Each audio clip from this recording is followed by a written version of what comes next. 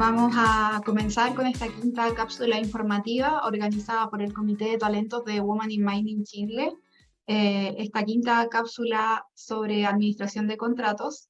En particular, esta va a tratar de estrategias de negociación y gestión de riesgo en los contratos. Nuestras invitadas especiales el día de hoy son Romina Flores, quien es especialista de contratos en TEC, y Laura Vidosa, quien es ingeniero senior en abastecimiento en Sierra Gorda SCM.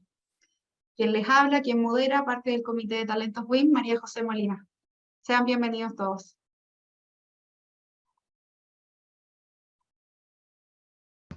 Bueno, voy a partir presentando a Romina. Romina es ingeniera comercial de la Universidad Católica del Norte, cuenta con 8 años de experiencia en contratos y minería. Hizo su memoria en Minera Collahuasi en el área de contratos y suministros estratégicos, en el cual se quedó ahí a desarrollar su carrera. Luego se fue a FL Speed, al área de control de gestión, en el cual estuvo 3 años, y ahora se encuentra en la minera Tech, en la cual se desempeña como especialista de contratos, viendo principalmente los servicios de las áreas de planta y puerto.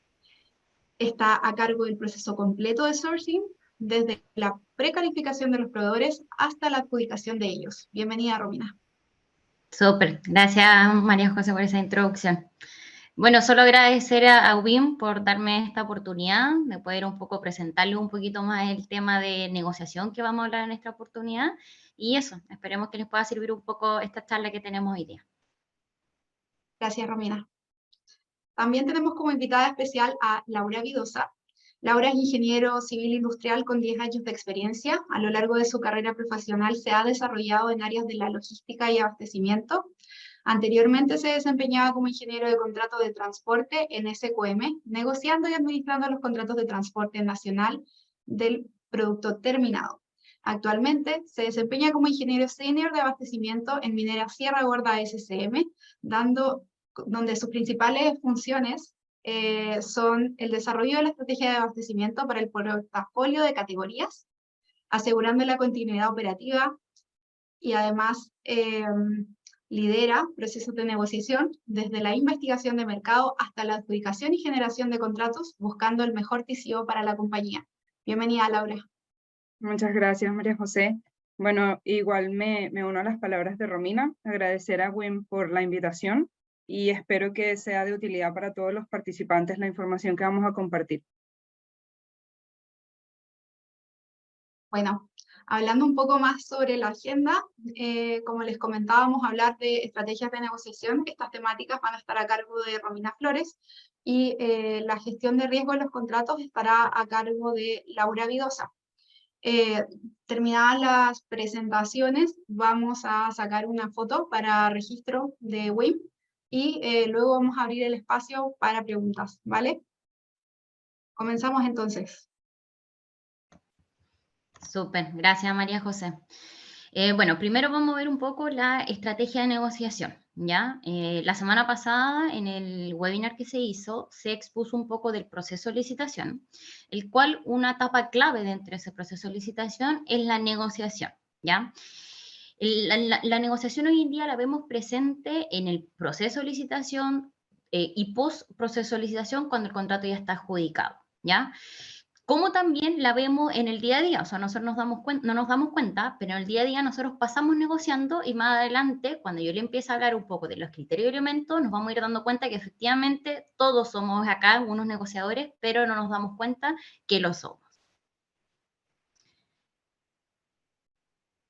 Bueno, primero vamos a aclarar qué es una negociación, ¿ya? La negociación es un medio de resolución de conflictos cuando las partes desean mantener o continuar una relación de intercambio, ¿ya?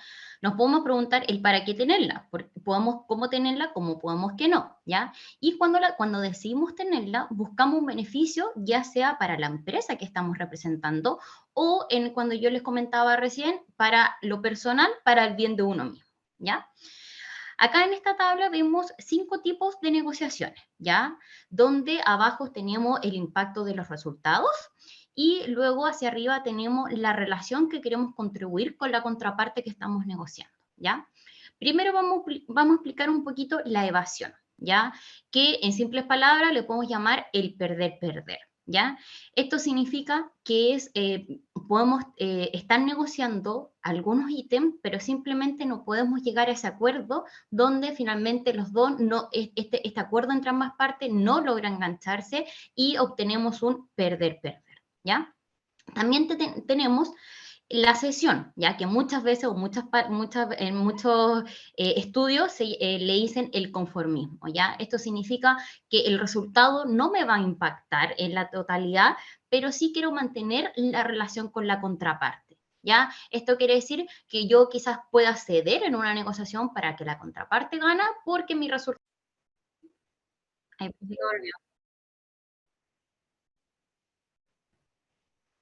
lo que sí, Cotes, dejaste de proyectar.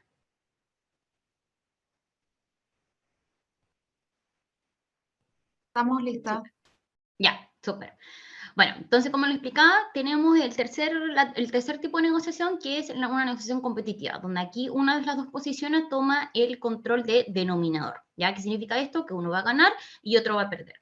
Muchas veces la industria, sobre todo la industria minera, se le cataloga que el mandante está dispuesto a ganar y el proveedor a perder, ¿ya? Pero a pasar las láminas nos vamos a dar cuenta que eso efectivamente no es lo que busca el mandante, por así decirlo, y lo que busca el mandante siempre es una relación colaborativa, ya que ahí nos vamos al casillero de arriba a la derecha, donde nosotros nos impactan nuestros resultados, pero a la vez queremos mantener una relación de largo plazo con nuestros proveedores, ¿ya? Este es el famoso win-win, que ojalá que en todas las negociaciones que podamos nosotros tener, ya sea en el día a día, como en temas de laboral, podamos tener esta colaboración, ¿ya?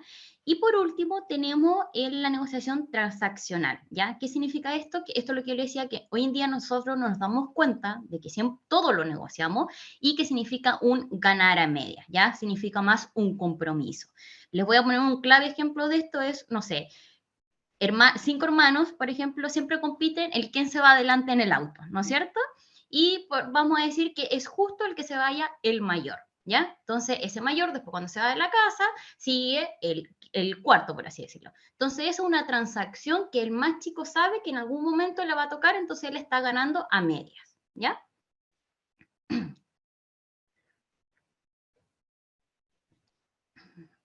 Bueno, acá nos vamos a enfocar un poco en el modelo de Harvard, ya que es un modelo bien conocido en la estructura de una negociación. ¿Por qué? Porque este modelo lo que hace un poco es estructurar, enfocarse en una discusión y establecer objetivos claros para ello, ¿ya? Acá tenemos 4 principios clave, donde después estos principios los vamos a ir viendo presentes en todos los ejemplos que yo les voy a ir dando, ¿ya? Primero tenemos a las personas, o sea, nosotros tenemos que ser capaces de separar las personas del problema, ¿ya? Este punto es bien difícil cuando uno está negociando porque uno tiene estos prejuicios hacia la persona que se va a enfrentar o hacia la empresa que va a representar y que está de contraparte. Entonces hay que ser bien consciente de que aquí estamos para una negociación que acabamos de intereses y no de personas, ¿ya?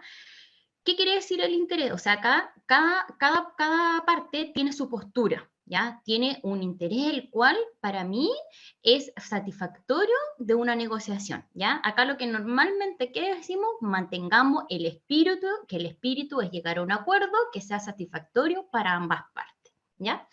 Luego tenemos las opciones, donde ya separamos el problema de las personas, tenemos los intereses ya claros, cuáles son de las partes, y aquí ya vienen las opciones. ¿Qué quiere decir esto? Que nosotros vamos a barajar distintas opciones de con cuál de todas esas opciones nosotros nos vamos a quedar satisfechos, ¿ya? Y por último tenemos los criterios, ¿ya? Que los criterios, ya definido el objetivo, esto es fundamental en el proceso de negociación, ¿ya? Porque tiene que ser criterio el cual sea un criterio justo para las partes y obviamente realista, ¿ya? O sea, nosotros nos podemos esperar que en una negociación salgamos ganando todos los puntos que queremos y negociar cualquier cosa, sino que tenemos que juntarnos internamente, ver cuáles son los criterios y con cuál nosotros vamos a quedar satisfechos. Ya, yendo un poquito ya más a la teoría de este modelo cuenta con 7 puntos clave, ¿ya? Donde obviamente se necesitan 2 partes para una negociación Y vamos a partir primero con la comunicación, ¿ya? Esta comunicación tiene que expresarse de forma clara, ¿ya? Yo cuando estoy con la contraparte, ojalá esa negociación, si es que estoy negociando algún contrato importante, ojalá que sea cara a cara. ¿Por qué? Porque yo necesito ver la expresión de la otra persona, el vocabulario, la gestualidad que tiene la otra persona, ¿ya? Entonces es súper importante que la comunicación la tengamos bien establecida antes de partir con una negociación, ¿ya? Hay negociaciones que efectivamente pueden ser, como lo dijimos anteriormente, estas transaccionales que nosotros nos damos cuenta en el día, efectivamente esa comunicación puede ser a través de cualquier medio, o sea, a través de un teléfono, a través de un WhatsApp, a través de un mail, pero cuando necesitamos un contrato, negociar con cláusulas bien específicas y ser bien claro, porque es un contrato que va a impactar en la operación, efectivamente esa comunicación tiene que quedar clarísima, ¿ya? Después tenemos las relaciones. Como dijimos recién, ya separamos las personas del problema, tenemos ya esto, pero tenemos que considerar que a pesar que lo separemos, la contraparte es una persona, o sea, esa persona tiene sentimientos, tiene emociones, obviamente va a tener opiniones distintas, lo más probable es que tenga creencias distintas. Entonces, en este sentido, hay que ser bien empático en ponerse en la posición de la otra persona, ¿ya? Para mantener este punto. Luego están los intereses, como lo hablamos anteriormente, o sea, los intereses lo que busca es una solución para las necesidades que nosotros tenemos, ¿ya? ¿Y cómo vamos a lograr esto? Definiendo opciones, que acá pasamos al cuarto punto, ¿ya? Entendemos ya los intereses de ambas partes, luego generamos las opciones, ¿ya? Las opciones pueden ser, cada parte tiene que definir bien si va a tener una opción, 10 opciones, qué pasa en cada opción, ¿ya? Y con esas opciones se definen los criterios, ¿ya? Que esos criterios, los que dijimos recién, tienen que ser criterios realistas, o sea, si yo estoy negociando con un pequeño proveedor, yo no le puedo pedir exigencias tan altas, ya que sé que no lo va a cumplir porque no está en el score de su negocio, ¿ya? Entonces estos criterios tienen que ser bien justos cuando se definen ambas partes. Luego un poco están, ¿qué pasa? Nos vamos al punto arriba que es la alternativa. O sea, nosotros tenemos que tener en cuenta que hay veces que las negociaciones no van a llegar a lo que nosotros esperamos, ¿ya? Entonces, ¿qué pasa cuando la negociación no llega a lo que nosotros esperamos? O sea, como decimos por ahí, tenemos que tener algo debajo de la manga, tenemos que tener ¿qué vamos a dar? ¿Qué vamos a hacer cuando no llegamos a eso? ¿Ya? Y acá todo esto se prepara la alternativa. Un concepto súper común aquí es el llamado MAN, ¿ya? ¿Qué significa? La mejor alternativa de acuerdo de negociado. Esto se lo voy a explicar con un ejemplo para que les quede bien claro cuál es el significado de este MAN y ahí se van a dar cuenta que siempre nosotros tenemos un MAN, ya sea cuando negociamos un contrato, cuando estamos cerrando un contrato o en el día a día. Por ejemplo, yo me quiero comprar un auto, ¿ya? Y a la vez quiero vender el mío. El mío yo me conformo con tener 5 millones, quiero venderlo en 5 millones, ¿ya? Pero llega un comprador y me dice, ¿sabes qué? Yo te puedo ofrecer 4 millones y medio. Yo le digo, ya, ok, pucha, no es lo que espero porque yo en verdad espero 5 millones, pero la concesionaria, si voy a la concesionaria, me ofrece 3 millones y medio, o sea, menos del que me está ofreciendo el comprador. Si yo no llego a acuerdo con el comprador, ¿cuál es mi MAN?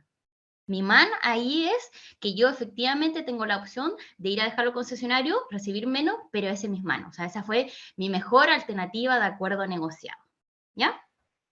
Y por último, para concretar ya todos estos elementos que tenemos, está el compromiso. O sea, ¿qué quiere decir esto? Que nosotros cuando ya en un contrato, por ejemplo, cuando ya negociamos todas las cláusulas administrativas, las cláusulas legales, esto, ¿dónde lo plasmamos? En el contrato. ¿Y cómo se plasma? Ese contrato firmado por ambas partes y cerrando estos acuerdos que se tomaron.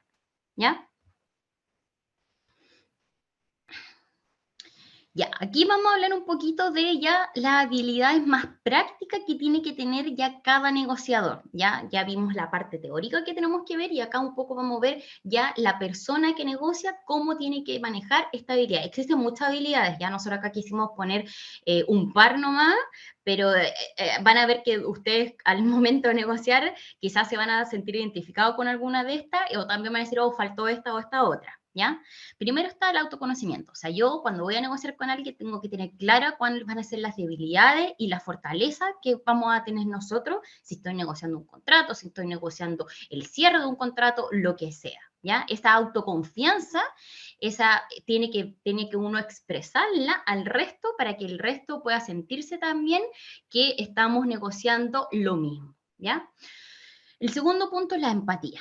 ¿Ya? Esto es bien común en el rubro, la verdad, donde normalmente se dice que el mandante no es empático con sus proveedores locales o con sus proveedores menores. Y esto, la verdad, yo no lo veo tan así. Efectivamente, yo creo que existe aún más empatía con proveedores locales, donde nosotros nos ponemos en las posiciones de los otros y también el proveedor se tiene que poner en la posición del mandante. ¿Ya? Aquí va mucho, la empatía va mucho en el win-win que todos queremos. ¿Ya? Luego tenemos la escucha activa, ¿ya? Esta es simple, o sea, simplemente cuando la otra persona está diciendo su postura, nosotros guardar silencio y luego nosotros poder decir lo que nosotros expresamos. Es difícil a veces mantener ese silencio, pero se tiene que hacer para poder entender completamente qué es lo que la otra contraparte quiere y qué es lo que, a ver si se adecua a lo que efectivamente yo también quiero. En cuarto lugar, tenemos la paciencia, ¿ya? Aquí también es difícil porque normalmente el contrato, nosotros trabajamos con CLA, ¿ya? O sea, el contrato tiene que estar adjudicado en tal fecha para que dé inicio a tal fecha, entonces la paciencia ahí a nosotros, a los mandantes, les juega un poco en contra porque nosotros necesitamos que esta negociación se termine ya.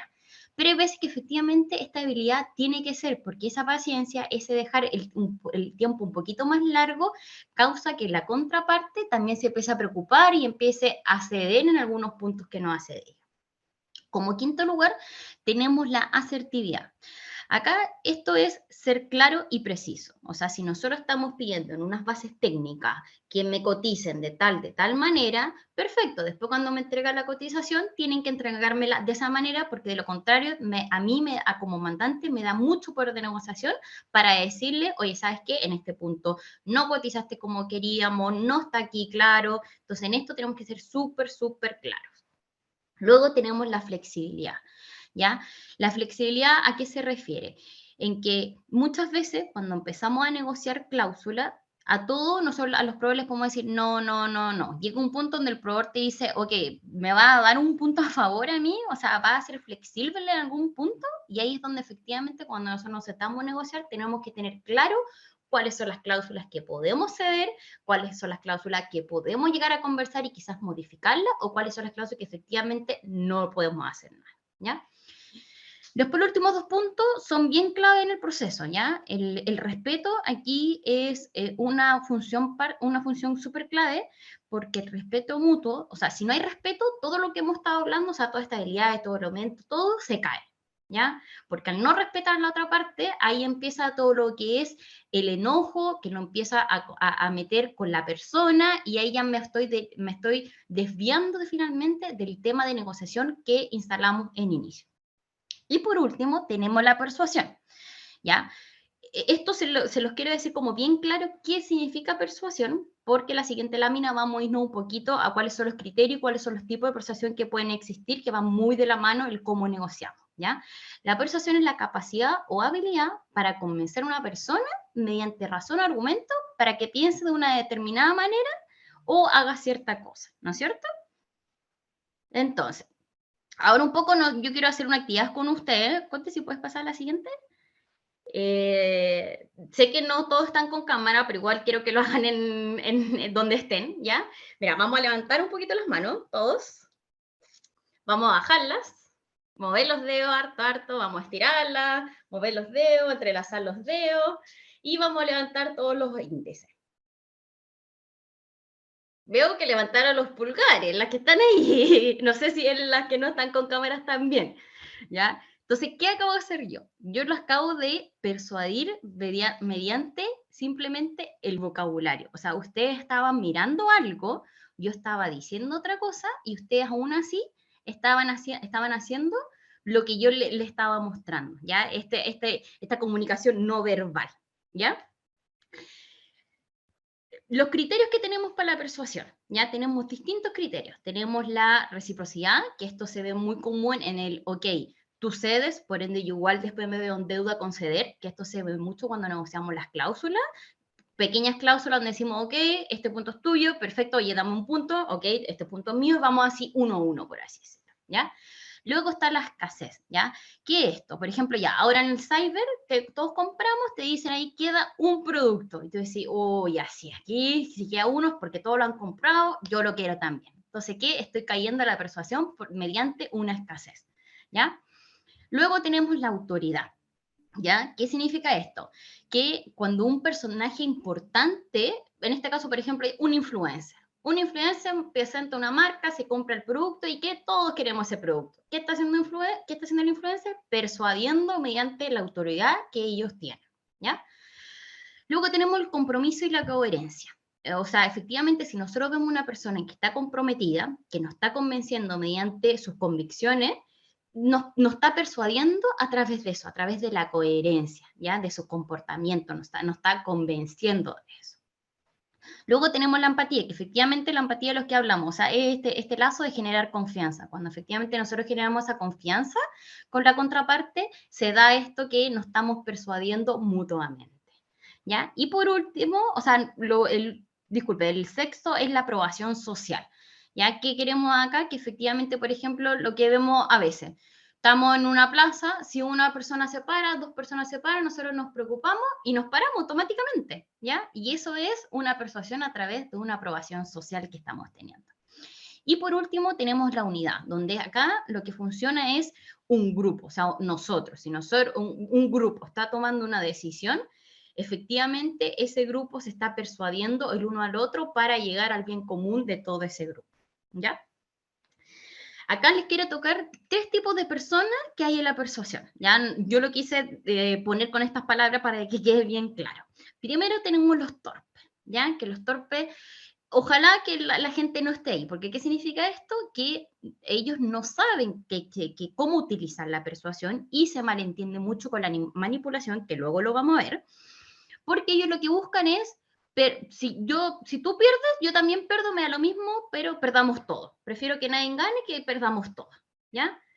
Luego tenemos los piratas, que los piratas ellos creen que se la saben por libro, pero no, porque ellos finalmente ocupan la persuasión para el bien de ellos. O sea, independiente que yo esté representando a una empresa, yo voy a ocupar la persuasión para ocupar solo el bien de mi empresa y no de la contraparte, finalmente, que es la contraparte en la que voy a mantener una relación. O sea, aquí la relación no hay.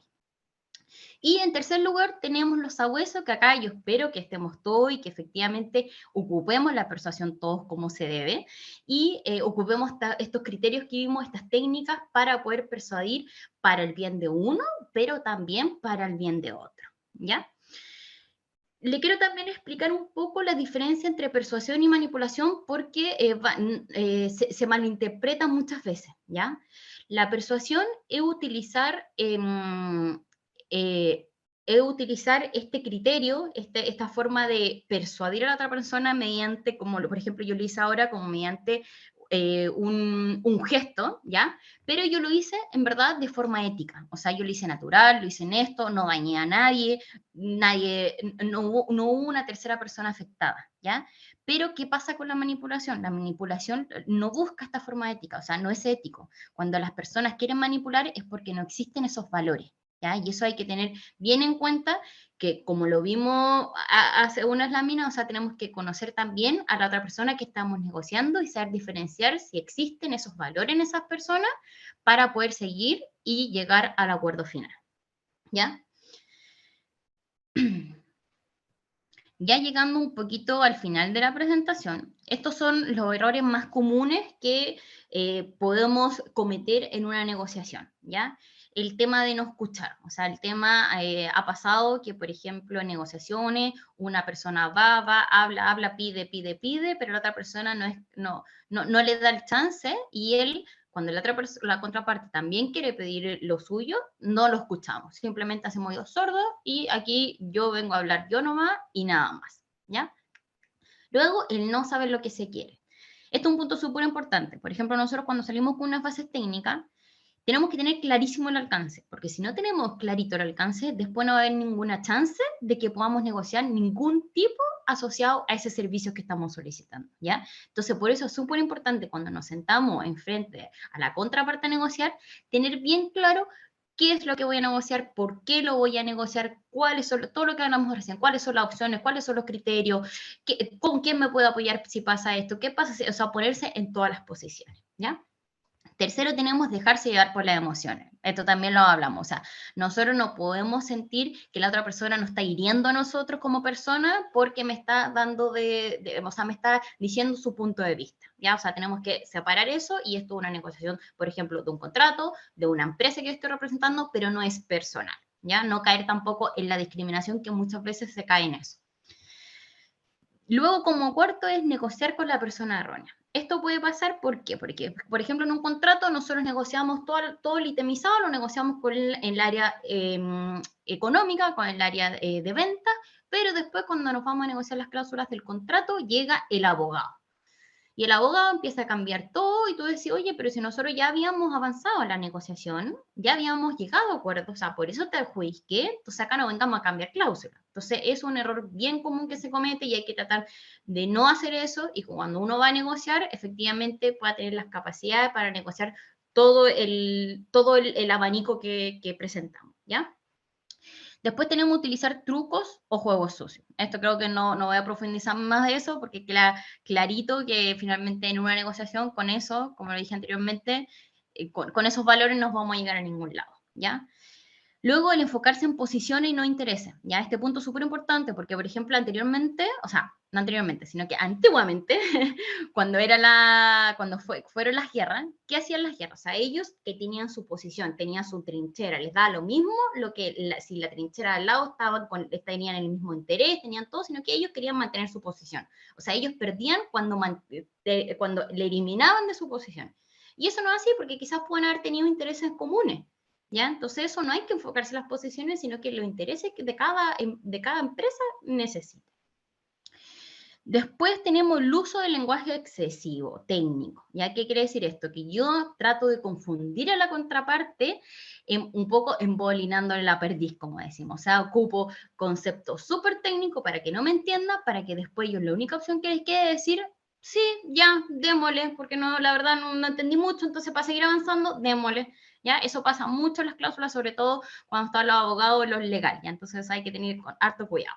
Y por último punto tenemos el tema de improvisar. Lo que yo estoy haciendo ahora, por ejemplo. No, mentira. El tema de improvisar es un poco que obviamente no podemos nosotros sentarnos en una negociación sin haber tenido todos los elementos que les comenté. O sea, no vamos a llegar a ningún buen fruto si empezamos a improvisar en la mesa. ¿Ya? Bueno, para terminar un poco el cómo cerramos una negociación, acá tenemos dos ítems, ¿ya? Tenemos cuando llegamos a un acuerdo satisfactorio, que ojalá ese acuerdo siempre sea el win-win, o eso es lo que buscamos al menos cuando nos enfrentamos a una negociación en procesos de licitación de minería, donde el proveedor pueda ganar, el mandante pueda ganar, y no así, donde el mandante solo gane y estrujar 100% al proveedor, ¿ya? Y por otro lado tenemos cuando ya existe una ruptura y no se puede llegar a un acuerdo. Ya que esa ruptura puede ser, ok, rompimos en un criterio, pero en otro no. Entonces puede pasar también así. Acá no hay ni bueno ni malo, simplemente son el cierre de una negociación de cómo termina. ¿Ya?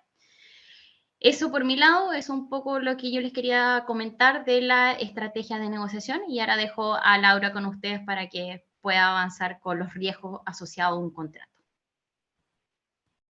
Bueno, buenas tardes. Yo les voy a hablar sobre lo que es la gestión de riesgos en contrato. Esta gestión de riesgos en contrato la tenemos presente en dos etapas súper importantes. Una es en la etapa cuando estamos negociando el contrato, que era de lo que nos comentaba Romina, y la segunda etapa donde se presenta esta gestión de riesgos es una vez que nosotros cerramos el contrato y estamos con la administración del mismo. Para entrar un poco en tema, es importante primero tener definido qué es un riesgo. Un riesgo es la posibilidad de que ocurra un evento que traiga impactos no deseados en los resultados que estamos buscando. Se evalúa tomando en cuenta lo que es la probabilidad de que ocurra este riesgo y el impacto que va a tener sobre nuestros resultados. Estos riesgos pueden venir de diversas fuentes, pueden ser factores económicos, políticos, tecnológicos, ambientales, legales, entre otros. Ahora, nosotros, ¿qué podemos hacer para poder mitigar estos riesgos? Hacemos lo que llamamos la gestión de riesgo. ¿Qué hacemos aquí? Identificamos, evaluamos y tomamos medidas para nosotros mitigar o controlar de forma proactiva, mediante el desarrollo de estrategias o políticas, minimizando así la ocurrencia de los riesgos o, en caso que no se pueda bajar esta ocurrencia, reducir el impacto que va a tener estos riesgos en nuestros objetivos. Ahora entremos en lo que es ya la gestión de riesgos en los contratos como tal. Ahí, José, si puedes avanzar la lámina, por favor. Eso. Cuando vamos a la gestión de riesgo en un contrato, ¿qué hablamos específicamente? Aquí tenemos que identificar, evaluar y gestionar todos aquellos riesgos asociados a un contrato que nosotros tengamos. ¿Qué son estos eventos o situaciones que van a afectar negativamente el cumplimiento del contrato y cómo lo vamos a hacer? Implementando estrategias para nosotros mitigar estos riesgos. ¿Por qué debemos hacerlo? Hay muchas razones, pero las principales es, primero, para proteger los intereses. Aquí hablamos de proteger los intereses de ambas partes, tanto de la empresa mandante como del proveedor, porque así nosotros podemos identificar y abordar posibles problemas o disputas que se presenten en la ejecución del contrato o en la negociación y minimizar la posibilidad de conflictos entre las partes. También a qué nos ayuda a cumplir los objetivos establecidos en nuestro contrato. Evita tener desviaciones significativas en lo que son los aspectos de nuestro contrato. También es importante, ¿por qué? Porque nos ayuda a minimizar pérdidas financieras. Al nosotros identificar estos riesgos, reducimos la probabilidad de que nuestro contrato sufra pérdidas financieras significativas. Esto, más que nada, relacionado con temas de precios de mercado, fluctuaciones monetarias, pagos incumplidos o atrasos en lo que son la facturación. También nos ayuda a mantener relaciones comerciales sólidas, ya que entre las partes involucradas, ya que si nosotros abordamos nuestros riesgos de una forma transparente, esto fomenta la confianza mutua y fortalece una relación contractual a largo plazo. También nos permite tener una mejor planificación estratégica, de manera de nosotros ver todos los posibles riesgos y contingencias que se puedan presentar a lo largo de nuestro contrato. Entonces, esto es esencial, tener una gestión de riesgo para así garantizar el éxito y la sostenibilidad de nuestros acuerdos comerciales. Entonces, ¿qué debemos hacer nosotros para tener una gestión de riesgo? En primer lugar, debemos identificar lo que son nuestros riesgos. ¿Qué hacemos nosotros para identificar los riesgos? Primero, debemos tener, hay varias cosas que nos permiten buscar estos riesgos en un contrato. Primero es una revisión exhaustiva del contrato. ¿Qué debemos hacer aquí? Revisar todas aquellas cláusulas y términos que están en el contrato, identificar ambigüedades, discrepancias o posibilidades de interpretación. Y que cuando hay posibilidades de interpretación, puede que una de las partes lo interprete de una forma distinta, y ahí es donde llegamos a disputas o incumplimientos. También el análisis de los requisitos y alcances. Debemos comprender claramente qué es lo que estamos buscando nosotros con este contrato, cuál es nuestro objetivo, y ver si hay alguna brecha en esta definición de lo que es objetivos, entregables, plazos y los recursos que se necesitan para el contrato. La evaluación de la viabilidad financiera, esto es revisar todos aquellos costos asociados a la ejecución del contrato, la capacidad de yo obtener los recursos financieros necesarios, y ver temas de riesgos de presupuesto insuficiente, fluctuación en los costos.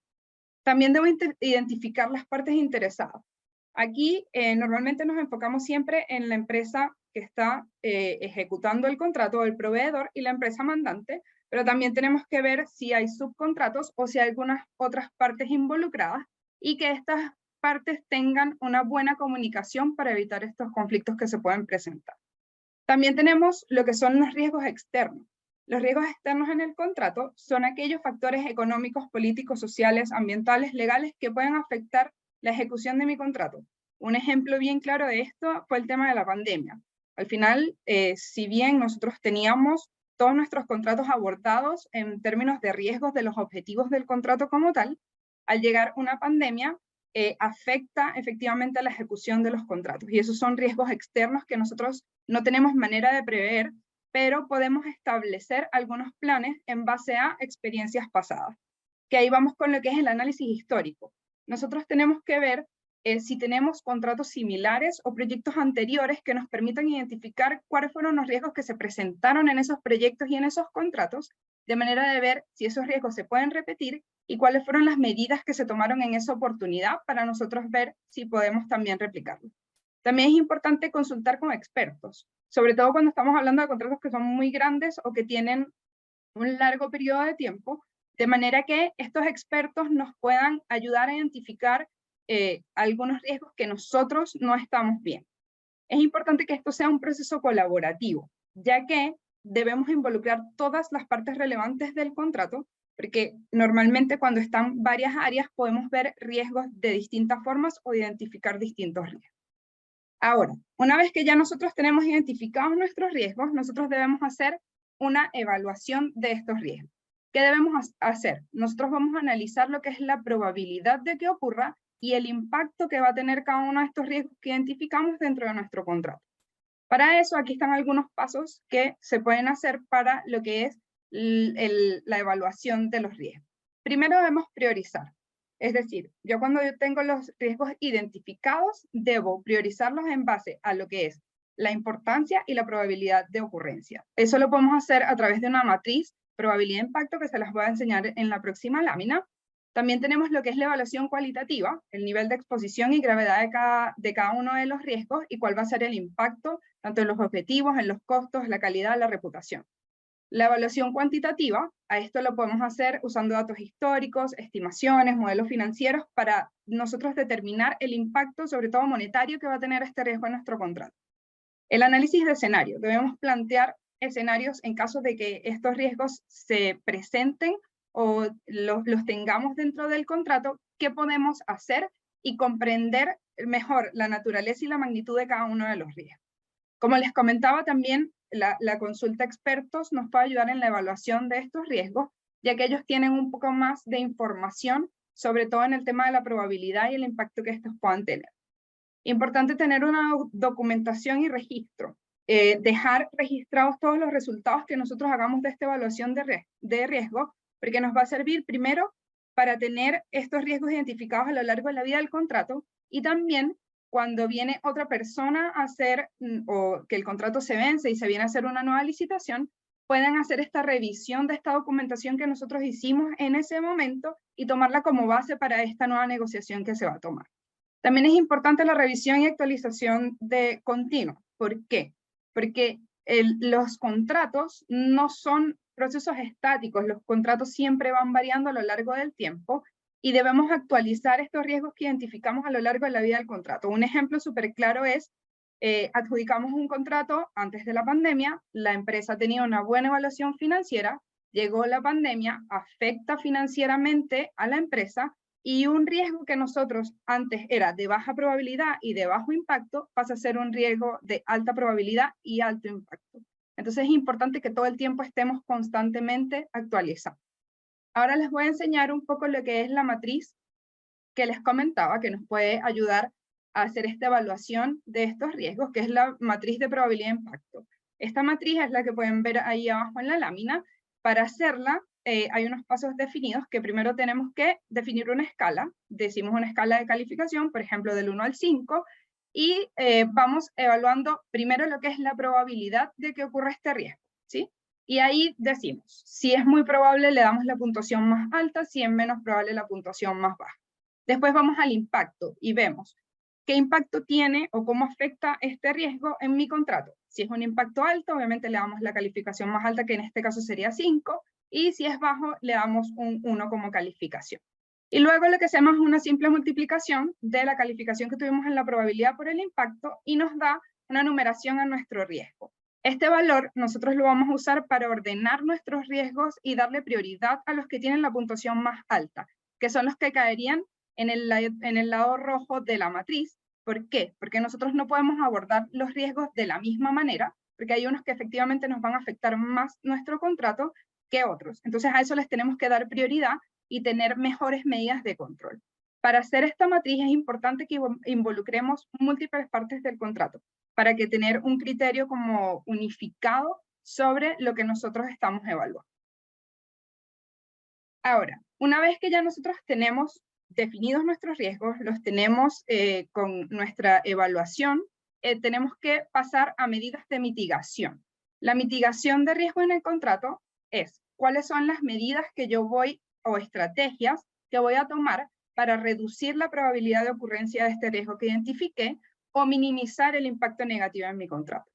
Uno de los más conocidos es la aplicación de seguros y garantías. Normalmente cuando tenemos contratos pedimos una boleta de garantía a los proveedores, que actualmente muchas empresas están también optando por la opción de pólizas de garantía que disminuyen los costos y así tenemos un mayor alcance a nuestras empresas proveedoras cuando los podemos invitar a los procesos de licitación.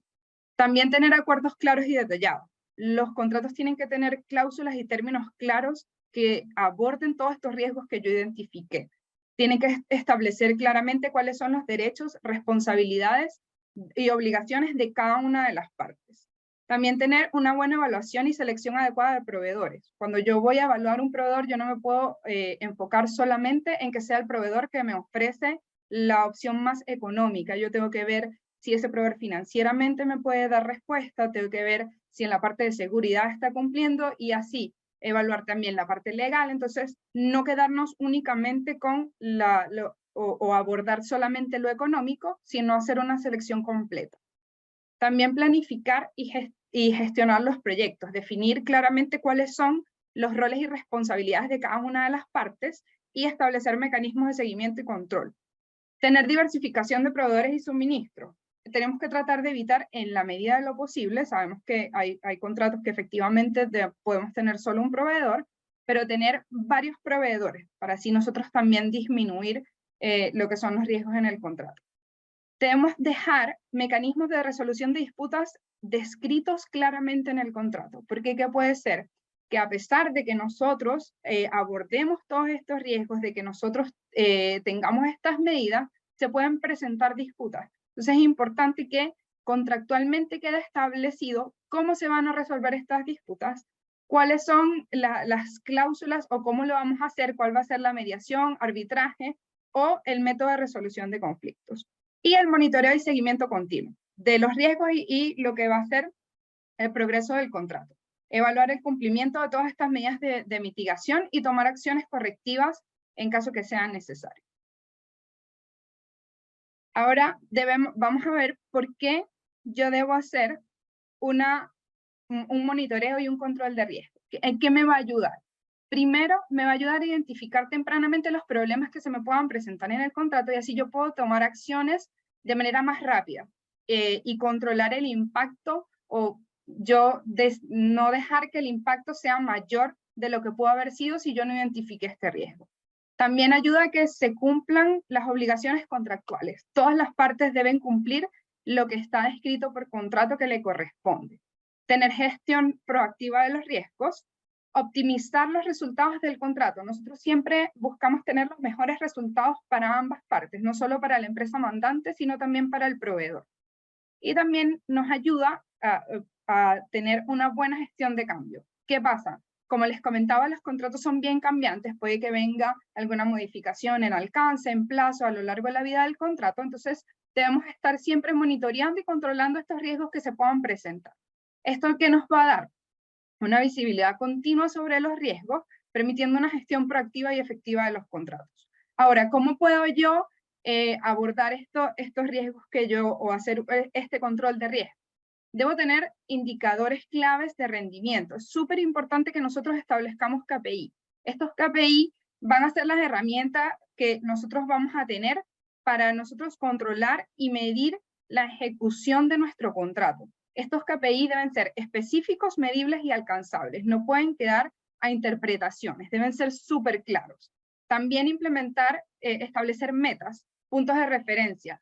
Nosotros debemos tener una meta clara para cada uno de los KPIs que definimos, tener un sistema de seguimiento, que se puede hacer mediante recopilación de datos. Ahora actualmente hay mucho software que nos ayuda a esto, o simplemente a través de un Excel donde todos los meses, tanto el área usuaria como el proveedor, pueda ver cuál es la medición de estos KPIs que estamos teniendo. Hacer revisiones periódicas, debemos dejar establecido cuándo se van a revisar estos KPIs, de manera que se cumpla, si va a ser mensual, trimestral, o de acuerdo a lo que se ajusta a lo que estamos buscando. Analizar y tomar acciones correctivas en caso que se identifiquen desviaciones. Entonces, para tomar medidas en caso que no se esté cumpliendo lo que estábamos buscando. Y tener una comunicación abierta entre todas las partes, ¿sí? Esto es súper importante. Ahora, para ir cerrando, les voy a comentar por qué o qué beneficios me trae a mí una buena gestión de riesgos en mi contrato. Como les comentaba primero, reduce lo que son las pérdidas financieras, evita costos adicionales de multa, litigio u otros impactos financieros que se puedan tener, mejora la toma de decisiones, porque ya yo tengo claridad de cuáles son los riesgos en mi contrato y tengo las medidas ya establecidas. Entonces, puedo tomar decisiones estratégicas que minimicen esos riesgos y maximicen los beneficios. Me ayuda a cumplir los objetivos y los requisitos del contrato, lograr los resultados esperados y mantener el cumplimiento de las obligaciones contractuales para ambas partes. Nos ayuda a proteger lo que es la reputación y las relaciones comerciales. ¿Qué pasa? Muchas veces cuando nosotros no gestionamos de buena forma los riesgos, llegamos a un litigio o llegamos a una resolución de conflicto y lamentablemente esto normalmente es conocido y pasamos a tener como una mala reputación o ya nos ven como una empresa conflictiva. De igual forma pasa con los proveedores. Entonces es importante no llegar a ese punto y para eso debemos abordarlo. También tener aumento en la confianza y la transparencia. Al nosotros tener súper claros cuáles son los riesgos y las medidas que nosotros estamos tomando para controlarlos, para ambas partes, se fomenta lo que es la confianza durante todo el proceso del contrato. Hacemos optimización de recursos y plazos, ya que al tomar estas medidas preventivas evitamos retrasos, y también nos ayuda a adaptarnos a cambios y situaciones imprevistas de manera más ágil. Podemos tomar medidas oportunas para mitigar y reducir estos impactos negativos de los cambios y siempre manteniendo la flexibilidad dentro de mi contrato. Esto es súper importante al final, una buena gestión de riesgo, lo que nos va a ayudar es a tener una ejecución exitosa del contrato y que logremos el resultado esperado para todas las partes. Eso es súper importante, no enfocarnos solamente en nosotros como mandantes, sino que sea beneficioso para los proveedores también. Entonces, acá ya con esto cierro mi presentación. No sé, ahí, José, si hay alguna consulta. Sí, mira, antes de pasar a la fase de consultas, además de recomendarle a los asistentes que sigan en redes sociales a Women in Mining Chile, vamos a tomar una foto de los asistentes. Así que quienes puedan encender su cámara ahora, se los agradecería. Y luego de eso, ya estamos recopilando por parte del comité de Women in Mining las consultas que se les van a hacer, chicas. En honor al tiempo, vamos a presentar solo 4 preguntas el día de hoy para poder terminar a tiempo, ¿vale? Ya, he parado de compartir, así que ahí sí las chicas que están en coordinación de Women in Mining me ayudan con la foto, se los agradecería. Sí, José, esperemos si que quieres enciendan la las pista cámaras. partida. Ya, perfecto. Muchas gracias, equipo, por su ayuda. Ustedes me dicen cuando empiezan a sacar las fotos. Ya, hay 2 páginas, así que vamos a sacar una primero y luego la otra. Ya, Muchas a gracias, las Vale. 3, a las 3 la foto. 1, 2, 3. Ahora vamos a la segunda página. Gracias, Vale. Ya, sonrían. Gracias. Ya, ahí saqué las fotos. Muchas gracias. Perfecto, muchas gracias, te pasaste.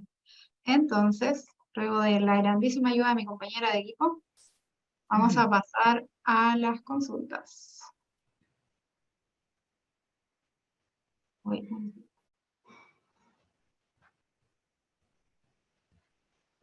Tenemos una consulta para Laura aquí. Laura me pregunta, ¿qué criterios son claves para precalificar los proveedores que podrías recomendar? Mira, para la precalificación de proveedores es importante la parte financiera del proveedor, la parte de seguridad. También nosotros nos enfocamos bien que sea un proveedor que tenga una buena ejecución en sus contratos anteriores. Entonces, también va a depender mucho de el tipo de contrato que tú estás buscando, el servicio, pero la parte de seguridad es fundamental. Nosotros no podemos adjudicar o revisar un contrato con un proveedor que no cumple en la parte de seguridad. La parte financiera, súper importante también, a pesar de que sea una empresa pequeña, ver que no tenga deudas, poder revisar esa área, ver que no tenga claims o algún conflicto en la parte legal. Eso también es súper importante. Normalmente eso se puede hacer una revisión como súper fácil. Y una herramienta que, por lo menos para la minería, es muy relevante y muy importante es CICEP te ayuda a tener una visión como bien completa del proveedor. Y es una página que efectivamente te puede ayudar a tener una buena precalificación. Y para mí es importante tener varias áreas involucradas, que cada área se encargue de su parte, tener a alguien legal que revise esa parte, financiero que revise su parte, porque nosotros no somos expertos en todo. Entonces, tener ayuda y colaboración de todas las partes para una buena precalificación. Perfecto, muchas gracias, Laura. Romina, tenemos una pregunta para ti igual. ¿Cómo se puede negociar cuando el proveedor es el único proveedor para el servicio? A ver, bueno, primero tenemos que tener en cuenta todo lo que hablamos, o sea, esto no cambia, o sea, los criterios van a ser los mismos, los elementos que conversamos recién van a ser los mismos, las habilidades que vamos a tener para negociar van a ser las mismas, pero acá tenemos que tener bien claro que nosotros podemos manejar quizá un poquito de mejor manera, él teniendo un alcance claro, o sea, si yo salgo con unas bases de licitación bien claras, donde yo establezca ahí todos los criterios, todos los intereses que yo necesito, el proveedor no le va a quedar nada más que cumplir con lo que yo necesito, ¿ya? Entonces, hay veces que nosotros, quizás los mandantes, nos cuestionamos un poco, ¿ok? ¿Es el único proveedor? ¿Cómo lo hacemos? Nos complicamos más de lo que deberíamos y simplemente deberíamos de pedirle lo mínimo, que es lo que nosotros requerimos. Y ellos lo tienen que cumplir de tal manera de que ambas partes quedamos satisfechos. Perfecto. Laura, ¿cómo abordarías la ejecución de la matriz de probabilidad de impacto en la gestión de riesgos? Mira, una cosa súper importante para nosotros hacer esta matriz es no hacerlo solo. Necesitamos involucrar a varias áreas porque si no, va a quedar a criterio de la persona que está evaluando estos riesgos y estas probabilidades. Entonces, para mí es importante que esté la persona que está formando o negociando el contrato, la persona que administra el contrato en caso que sea un contrato que esté actualmente ejecutándose, gente del área legal, de seguridad, de la parte de finanzas, y entre todos establecer criterios que sean claros, de manera de que cada vez que evaluemos un riesgo, no quede como a decisión de la persona que lo está evaluando, sino tener un estándar claro para hacerlo. También dejar documentado qué es lo que estamos realizando y obviamente llegar a un consenso. Si entre varias personas decimos que este está en 5 y para mí es 3, bueno, entonces pongámoslos como un 4 de manera de tener la opinión de todos en consideración. Perfecto, Laura, muchas gracias. Roby, tenemos otra pregunta para ti. ¿Cómo saber si estás negociando con las personas adecuadas? Un buen punto, la verdad, el cómo saberlo. Bueno, a ver, tenemos que ser un poco capaces de ver que la contraparte que esté con la autoridad de la toma de decisión. ¿Ya? Acá es súper importante eso. O sea, a nosotros normalmente nos pasa que en los contratos quizá una parte en un proceso la estamos tomando con la parte administrativa, con la contraparte administrativa, pero después viene la parte técnica y después viene la parte legal y así se van sumando actores, ¿ya? Entonces es súper importante que al inicio establezcamos y digamos cuáles son, con cuál personas vamos a negociar y qué es lo que vamos a negociar.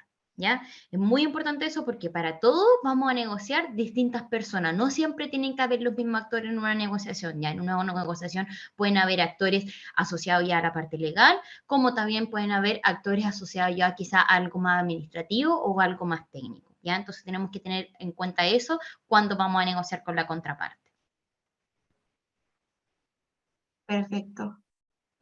Laura, ¿cómo mitigas un riesgo que se presenta en el corto plazo? Al final, eso yo creo que es de las cosas más comunes que nos va a suceder, porque normalmente nosotros nos preparamos para ciertos riesgos, pero hay riesgos que efectivamente no podemos prever. Por ejemplo, cuando sucede la pandemia. Ahí es importante que nosotros evaluemos qué medidas inmediatas podemos tomar para ir controlando este riesgo que se presente. Evaluar qué tenemos nosotros o qué herramientas tenemos nosotros inmediatamente para ejecutar. También evaluar qué tan grande es el impacto que está presentando este riesgo que tenemos, porque a lo mejor es un riesgo que se está presentando y no nos impacta de forma mayor, entonces podemos tomarnos un poco más tiempo para evaluar. Ahora, si el impacto es muy grande, debemos ver qué acciones inmediatas tomar. Por ejemplo, si yo estoy esperando un suministro y ya yo tengo mi contrato con KPI establecidos de plazo, pero al final el proveedor no pudo llegar porque, no sé, se cerró un puerto, es ver, tengo otros proveedores que me puedan entregar el suministro, puedo establecer un acuerdo rápido con este proveedor para que me lo entregue. En caso que no sea así, buscar alguna otra empresa o alguna otra compañía que me pueda hacer un préstamo mientras que este proveedor solventa. Entonces, es como buscar cuáles son las acciones más rápidas que puedo tomar de manera de atacar de inmediato este riesgo que se me está presentando. Siempre es importante, como les comentaba, involucrar a varias áreas, porque a lo mejor lo que yo estoy viendo no necesariamente es lo mismo que ve Romina, y entre todos podemos llegar a abordarlo de mejor manera. Perfecto. Tenemos a Lisángel Paolini que pregunta ¿qué plataformas utilizan para centralizar y medir los KPI de los proveedores? Mira, actualmente, por lo menos donde yo estoy, nosotros tenemos una plataforma que es propia de la compañía, que se desarrolla, y ahí lo que se hace, son plataformas que de verdad no son muy complejas. Lo que se hace es que se establece el KPI, se hace una carga del KPI en la plataforma, y mensualmente primero el proveedor carga su KPI, después hay una revisión o aprobación del área usuaria, y finalmente pasa al área de abastecimiento. Y el abastecimiento da un visto final. Entonces siempre es importante, por lo menos si no tienes una plataforma, a lo mejor hacerlo a través de un Excel, en como archivo compartido, que efectivamente interactúe en todas las áreas, que el proveedor pueda cargar su KPI, que el área usuaria tenga una evaluación de ese KPI y que finalmente abastecimiento, que es la persona que va a hacer como la revisión final, pueda hacer esta revisión final y en caso de que haya alguna discrepancia, poderlo revisar. Pero para eso es importante siempre lo que les decía, que sean súper claros cuáles son los KPI, que sean medibles y que sean específicos. Porque cuando los KPI quedan como muy abiertos, ahí es donde empezamos como en estas discusiones de esto es lo que yo creo que saqué, esto es lo que tú, o sea, que sea como bien específico. No es necesario una plataforma, obviamente una plataforma te lo hace mucho más fácil, pero sí que interactúen todas las partes o todas las áreas al momento de hacer estas mediciones. Muchas gracias, Laura. La última pregunta de la tarde, Bernardita Arce nos pregunta ¿cómo poder identificar los intereses en una negociación? Súper, sí. Esto es un punto bien importante, la verdad, en la negociación, porque los intereses puede ser que normalmente ambas partes sean intereses muy distintos, ¿ya? Y por eso hay que enfocarse un poco en qué es lo que vamos a negociar, ¿ya?